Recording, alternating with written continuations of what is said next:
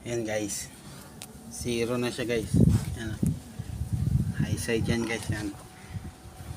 Mitsubishi Heavy. Industrial yan. Ayan guys. Magbaba namin yung indoor.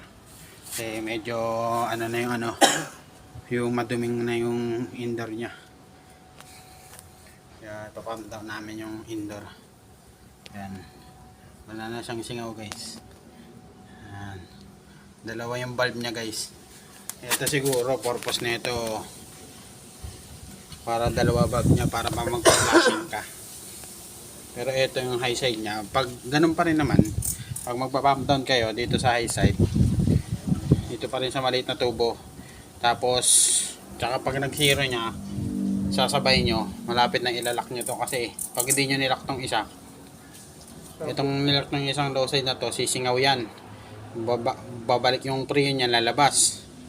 Aangat tong gauge na to. Pag umangat yan, nilak mo, tapos nilak mo to, tapos nakaangat pa tong araw na to. Ibig sabihin, may pre na natira sa tubo. Pag binaklas mo yung indoor, sisingaw yon. Ibig sabihin, magbabawas siya ng pre yun. Baka may tendency ma-undercharge siya, mag-yellow yung unit. Kaya ingat kayo guys sa mga ganun. Mas maganda yung surebulin nyo. Ayan guys, payong lang, payong nakakaalam lang.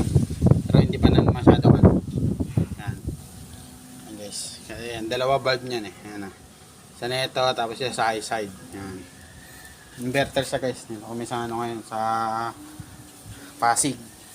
Hey guys ganito na lang muna video namin. Love you.